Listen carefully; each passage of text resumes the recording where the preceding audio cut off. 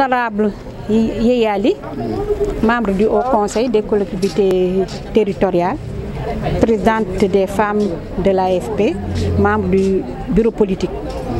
waraloon nag tey ñu daje fi c'était une réunion d'information et de partage.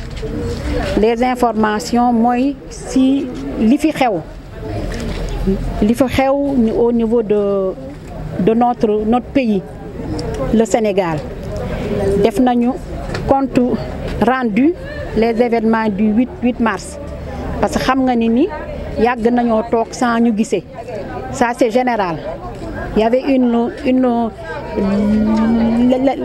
léthargie bo nga xam ni la pandémie moo ko justifié woon. Donc ñu ne woon nag c'est un prétexte pour ñun les femmes de l'AFP ñu daje waxtaan def compte rendu des informations. Le premier point c'était sur les informations, deuxième point sur la relance des activités et troisième point sur les divers. Donc li gën a yàgg sax c'était sur le premier point, les informations.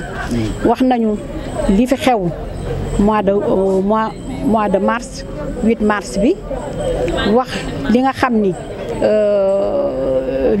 le PS2A rendre nañ leen ci compte, rendre compte leen journée du jeudi bi passé 22, le conseil présidentiel sur l'emploi et l'employabilité des jeunes. Nous concernons à 2 points. Nous sommes des mères, des épouses, des sœurs. Nous allons comment nous organiser nos enfants, organiser les femmes. Dans le contexte bien nous ici, nous devons tirer notre épingle du jeu, renforcer nos jeunes, renforcer nos femmes. Parce que boy dem vers des échéances, il faudrait que nous ayons une certaine autonomie financière. Donc l'ol me donne premier point. Deuxième point, surtout toujours dans les informations, moi le fait que suñuy mbokk réew mi ñoo fekk suñu mu nekk lu am solo ñu kontaan ci lool ne nag dañuy war a nag comme président son excellent le président Macky Sall nim ñu ko instruire ñu yaatal ñu àndandoo ak ñoom liggéey pour l'intérêt du Sénégal, pour l'intérêt de notre coalition. Donc lool waroon na tax tamit moo doon prétexte bi waxtaan ak ñoom ñi ñuy fekk ci suñuy doomu waa Thiès lañu ñoo bokk lépp dara mënuñu féewatloo ñuy waxtaan ni ci loolu. Donc yooyu point.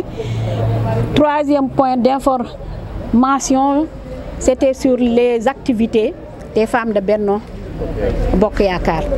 Ñu wane ni ñun nous sommes partie prenante dans Benno Bokk Yaakaar. Nous sommes incontournables dans Benno Bokk Yaakaar.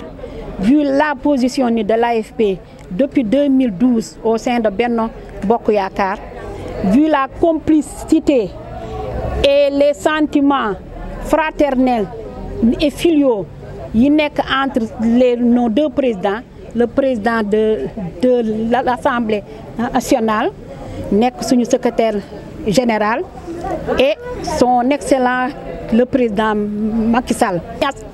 Duñu def ludul ni di ñaw, duñu def ludul lépp lu ñuy woote ñu fekk ñu ci waar bi. Donc looloo taxoon ñu woote di wax ni nag il faut ñu xam ni dafa am coow yi nga xam ni kenn waru ñu ci dégg.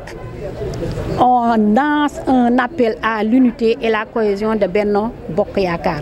Donc loolu moo doon le prétexte ñu def nag un plan bo nga xam ni un plan d'activité des femmes ni de l'AFP suñuy frères ñu soutenir ñu xam ne ñun ñu ngi ci biir Benno bi te boo bëggee booleel ni sa coalition boo bëggee dooleel ni sa coalition yow sa bopp foog nga am doole. Donc loolu moo doon le prétexte de cette réunion. Ñu jëm tamit vers une journée de capacitation ni des femmes ni de l'AFP bëgg ci convier structures yi nga xam ne ñooy def les financements ba nga xam ni bu ñu jógee ne suñu doom yi ñëw leen ñu dem wuti financement dinañ xam les voies et moyens pour ñu am ces financements looloo doon le prétexte de notre rencontre. jaadu te ñun si loolu la ñuy door ni loolu la ñu commencé di dox li ma la wax coalition ñun dañuy woote l'unité et la cohésion dans la grande majorité présidentielle parce que loolu suñu rôle te fi ñu jëm incha allah ñun ñëpp ñooy àndandoo ñu ngi jëm vers des élections ñu ngi wax mois de décembre 2021 wala mois de janvier 2022 ñëw na ba pare ñu ngi jëm vers législative 2022 ñëw na ba pare ñu ngi dem vers présidentielle 2024 ñëw na ba pare donc nag foog ñu defaraatuwaat gën a sanc kii ñu gën a defar les armes moyens yeeg yëpp ñu gën a ñu dëgëral coalition bi loolu moo doon suñuy tànk. pour une première pour buñ fa demee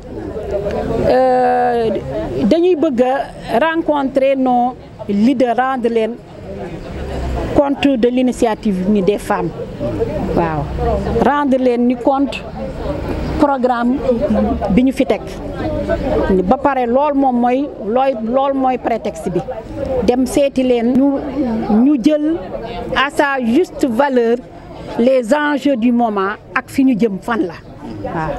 ban message ngay lancer yeneen parti Benno Bokk Yaakaar yi. parti Benno Bokk Yaakaar man chaque fois moom laay wax yàlla moo ñu boole mu neex mu naqari yàlla moo ñu boole Benno Bokk Yaakaar li dafa nekk benn c'est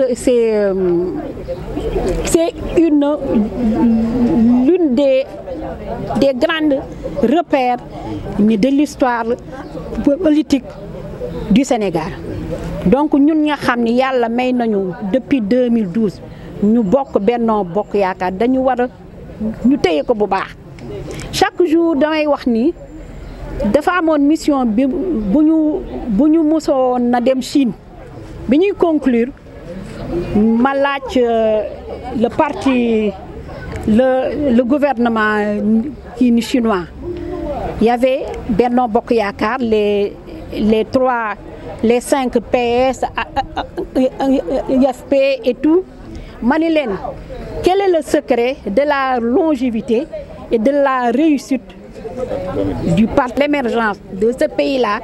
Il faudrait l'unité, la cohésion et la longévité de Benno Bokk Yaakaar loolu laa gëm.